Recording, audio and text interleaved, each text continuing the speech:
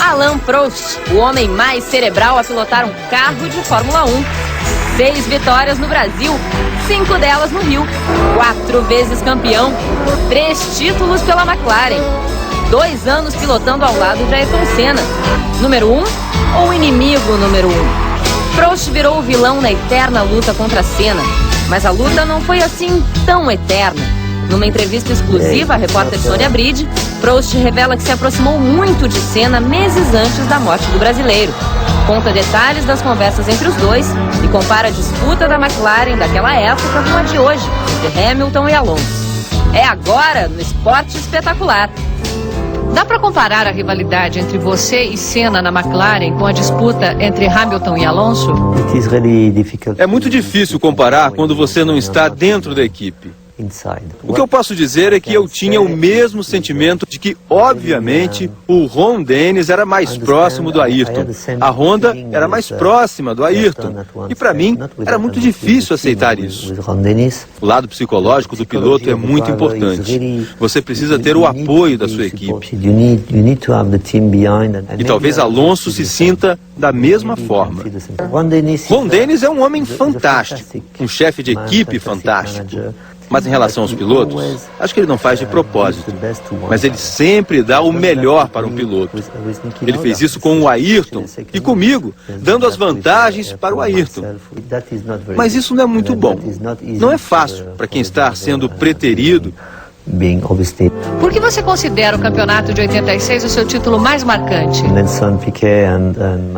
De um lado tinha Nelson Piquet e Mansell com a Williams e eu com a McLaren.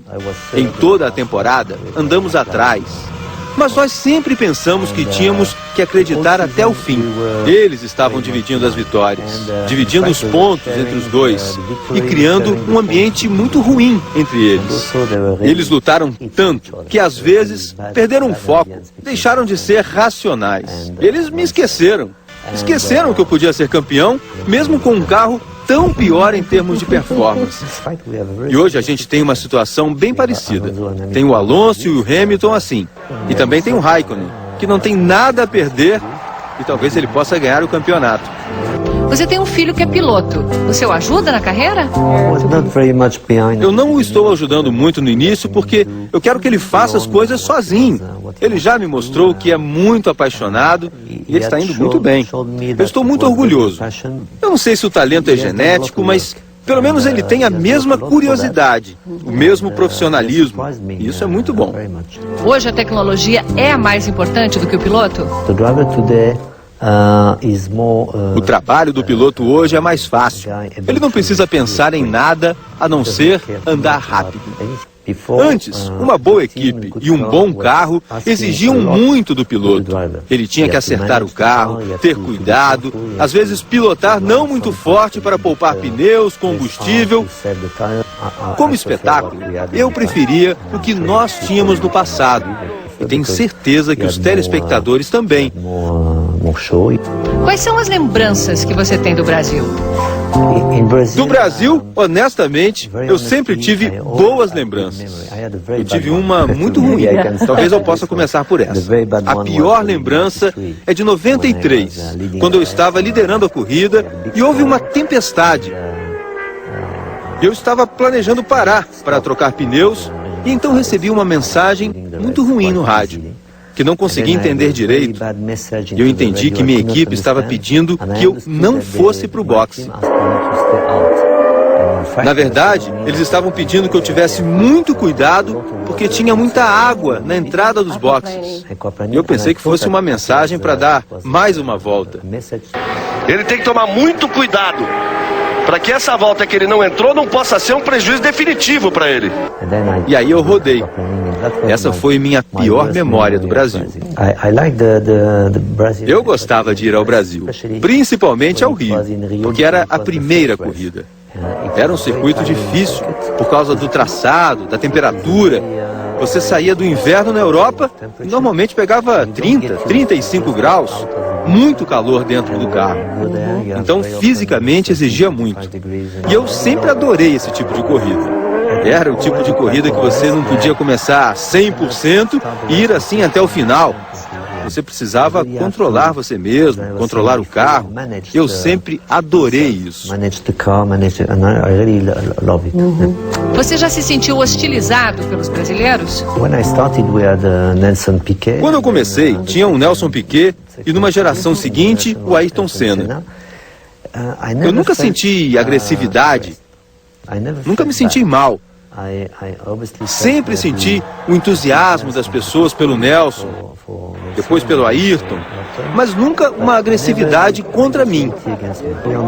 Honestamente, eu senti muito mais hostilidade quando eu estava lutando contra o Ayrton na França.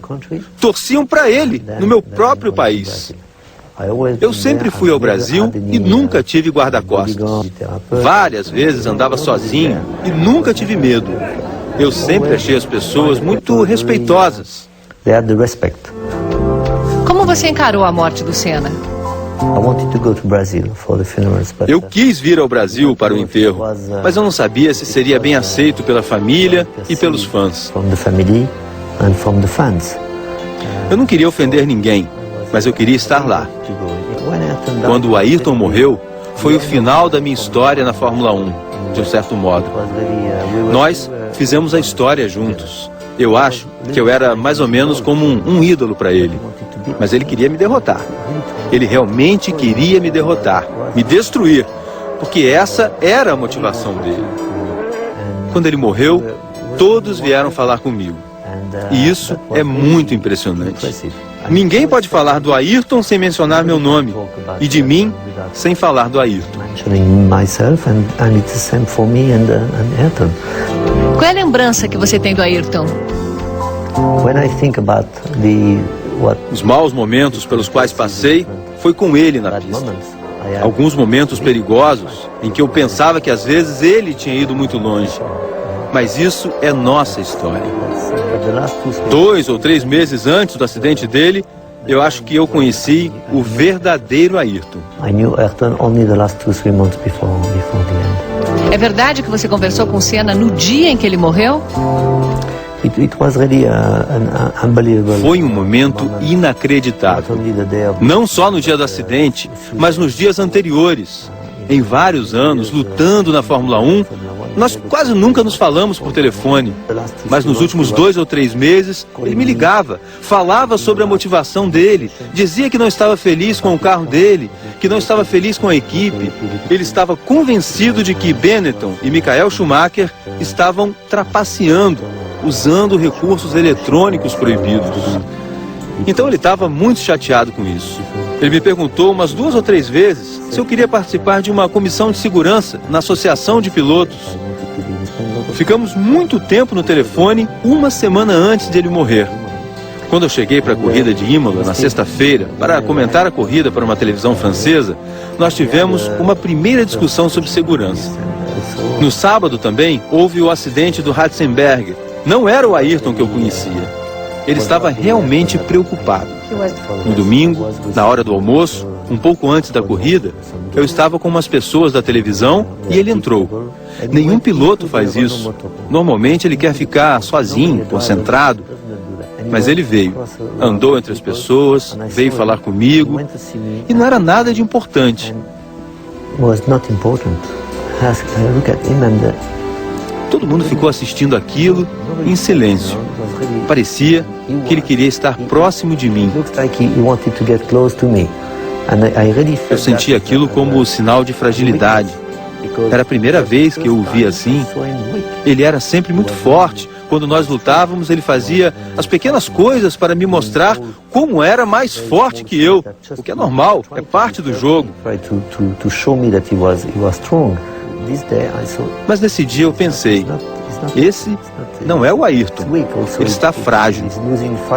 Ele perdeu 5, 10 minutos para vir falar comigo, para nada. E depois voltou para a garagem. Então eu terminei o almoço bem rápido e fui encontrá-lo. Eu entrei na garagem e ele estava se preparando para a corrida, sozinho. Eu falei com ele 2 ou 3 minutos. Perguntei para ele o que ele estava esperando da corrida. Ele disse que não estava muito confiante. Falou sobre a competição, sobre a suspeita de trapaça um pouco mais sobre segurança, mas ele estava feliz por eu ter ido lá falar com ele. E essa foi a última vez que falei com ele. E eu realmente me senti mal por ele, porque eu nunca tinha visto o Ayrton assim. Eu tinha certeza de que ele não seria campeão naquele ano, porque mesmo que ele lutasse no carro, eu sentia que ele estava deprimido. Mas para mim, como pessoa, vou sempre lembrar daquele dia e daquela manhã, quando ele disse na TV: Alan, tenho saudades de você. Essas palavras ele me disse várias vezes por telefone, quando ele explicava para mim que não conseguia encontrar motivação para correr contra Michael e os outros pilotos.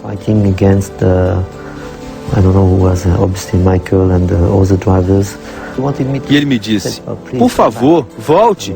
E eu fiquei rindo e disse: ok, vou pegar um carro ruim, você vai bater em mim. Mas eu preciso de você. Foi realmente inacreditável. Inacreditável. Uma bela história, mas com um final ruim.